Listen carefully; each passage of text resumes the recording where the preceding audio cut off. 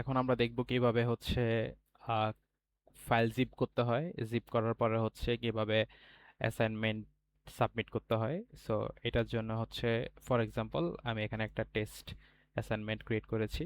So আপনি হচ্ছে এখানে দেখতে পারবেন যে এই অ্যাসাইনমেন্টটা হচ্ছে ফ্যাকাল্টি কবে ওপেন করেছে এবং ডিউ ডেট হচ্ছে মানে হচ্ছে আপনার কবের মধ্যে হচ্ছে অর্থাৎ ডেডলাইনটা কবের মধ্যে সাবমিট করতে হবে দেখতে পাচ্ছি 15 জুলাই 11টা 59 PM এর মধ্যে হচ্ছে সাবমিট করতে হবে আমাকে। সো মনে করেন এখন আমি অ্যাসাইনমেন্ট সাবমিট করব, প্রথমে আমাকে যেটা করতে হবে, নর্মালি আপনাদের এই জায়গাতে ক্লিক করা থাকে এই ড্রপ মেনুটাতে, আপনি এখানে ক্লিক করলে দেখবেন যে এটা ওপেন হচ্ছে নিচে। সো প্রথমে আপনাকে এটাতে ক্লিক করতে হবে। ক্লিক করার পরে মনে করেন যে এই জায়গাতে হচ্ছে আপনার একটা পিডিএফ ফাইল থাকবে, আপনি এটাকে ক্লিক করলে হচ্ছে দেখবেন যে এটা ওপেন হয়ে যাচ্ছে এবং ওপেন হওয়ার পরে ওইখানে কোশ্চেনটা দেখতে পারবেন। সো আমি কোশ্চেনটা অ্যাটাচ করি না আপাতত। ওপেন করার পরেও আপনি কিন্তু এখানে এই অ্যাসাইনমেন্টটা কবে ওপেন হয়েছে অর্থাৎ ফ্যাকাল্টি কবে এখানে ক্রিয়েট করছে, তারপর ডিউ ডেট কত সেটা এখানে দেখতে পারবেন অর্থাৎ ডেডলাইনটা। তারপরে এখানে যদি ভালোভাবে খেয়াল করে দেখেন submission status no submission have been made yet, আপনি এখনো কোনো সাবমিট করেন নাই এবং টাইম আছে 5 দিন রিমেইনিং আছে, এখনো 5 দিনের মধ্যে আপনাকে সাবমিট করতে হবে। তো ফর এক্সাম্পল আপনি হচ্ছে মনে করেন যে কোড সলভ করে ফেলছেন, আমরা মনে করেন যে এই দুইটা প্রবলেম ওয়ান প্রবলেম টু এই দুইটাকে হচ্ছে সাবমিট করব। আপনি চাইলে আরও 3-4টা যদি কোশ্চেনের মধ্যে থাকে সেগুলো লিখে ফেলতে পারেন, আগে কোডগুলো সলভ করেন কোশ্চেন দেখে দেখে। এরপরে এখানে এসে ব্যাক করবেন, ব্যাক করার পর হচ্ছে আপনি যাবেন হচ্ছে অ্যাড সাবমিশনে যাবেন। অ্যাড সাবমিশনে যাওয়ার পর আপনি দেখবেন যে এখানে হচ্ছে একটা প্লেস হোল্ডার ওপেন হয়েছে। সো এখানে হচ্ছে নর্মালি আমাদের কোডগুলোকে আগে আনতে হবে, ঠিক আছে? সো আগে হচ্ছে আমি আপনাদেরকে দেখাবো কিভাবে জিপ না করে সাবমিট করা যায়, ঠিক আছে? যদি এখানে কোনো ইনস্ট্রাকশন দেওয়া থাকে যে জিপ করে সাবমিট করতে হবে, সেক্ষেত্রে হচ্ছে আমাদের জিপ করে সাবমিট করতে হবে। যদি জিপ করে সাবমিট করার কথা না থাকে সেক্ষেত্রে আমাদের কি করতে হবে, আমাদের এখানে আমরা চাইলে হচ্ছে জাস্ট ডট সি ফাইল বা সিপিপি ফাইল বা যেটাই হোক সেটাকে আমরা এখানে সাবমিট করতে পারি। অনেক সময় পিডিএফও সাবমিট নেয় এখানে। সো আপনি সেটা হচ্ছে ইনস্ট্রাকশন দেখে নেবেন। সো এখানে একটু যদি খেয়াল করে ম্যাক্সিমাম ফাইল 1 MB, এটা সাইজ ক্রস করতে পারবে না। আর এখানে বলছে যে ম্যাক্সিমাম 2টা ফাইল, তার মানে একটা ফ্যাকাল্টি ডিফাইন করে দিবে যে 2টা ফাইলে সাবমিট করতে পারবেন।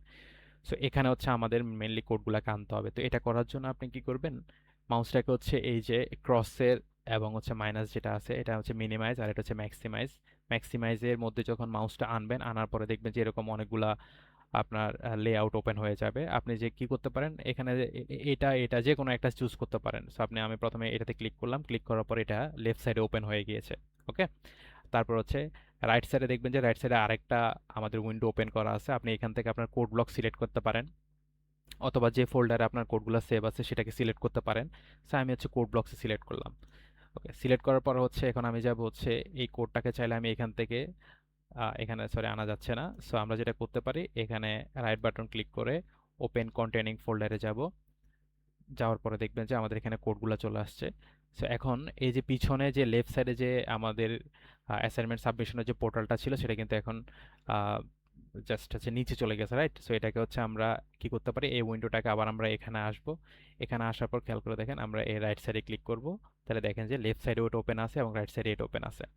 তা আমরা মনে করেন যে যে ডট সি ফাইলগুলোকে হচ্ছে একটা একটা করে সিলেক্ট করি। এই ডট সি ফাইল এটা প্রথম সলিউশনটা, এটাকে মাউসের লেফট বাটন প্রেস করে ধরে এখানে আয়না ছেড়ে দিব, এটাকে বলা হয় ড্র্যাগ অ্যান্ড ড্রপ। তারপরে এই 2 number solution problem two dot C, এটাকে সিলেক্ট করব, সিলেক্ট করে মাউসের লেফট বাটন প্রেস করে ধরে এখানে এনে মাউসের লেফট বাটন ছেড়ে দিব। ছেড়ে দেওয়ার পর দেখেন দুইটা কোডে কিন্তু চলে আসছে। আসার পর এবার আমরা চাইলে ফুল স্ক্রিন করে ফেলতে পারি অ্যান্ড ফাইনালি আমরা সেভ চেঞ্জেসে ক্লিক করতে পারি।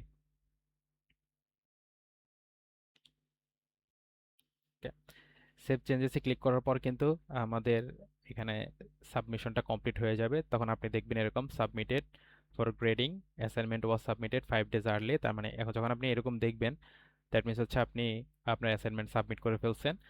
এবং আরেকটা জিনিস হচ্ছে আপনি চেক করে নেবেন যে সাবমিট যে করছেন এটাকে আসলে কারেক্ট কোড কিনা, সেটার জন্য হচ্ছে আপনি চাইলে এখানে ক্লিক করবেন, ক্লিক করলে দেখবেন যেটা ডাউনলোড হচ্ছে, সেভ করে নেবেন, সেভ করে এটাকে ওপেন করে নেবেন, দেখবেন যে হ্যাঁ ঠিকঠাক কোড যেটা সাবমিট করছেন সেটা ঠিকঠাক আছে, ক্রস করে দিবেন। এরকম সবগুলা চেক করে ফেলবেন।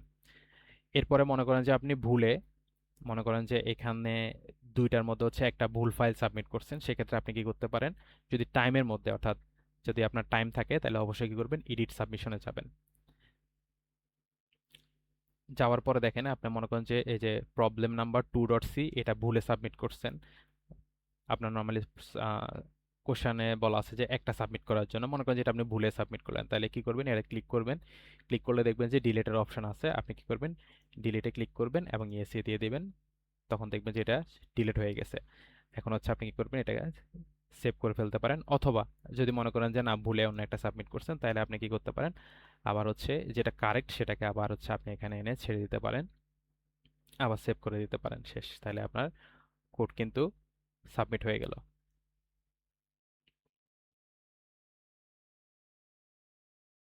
ঠিক আছে, তাহলে এই সাবমিশনটা হয়ে গেল। ওকে। এবং সাবমিশন হয়ে গেলে দেখবেন এখানে একটা নোটিফিকেশন আসবে। আমি যেহেতু দুইবার সাবমিট করছি, এই জন্য হচ্ছে দেখেন দুইটা নোটিফিকেশন আসছে।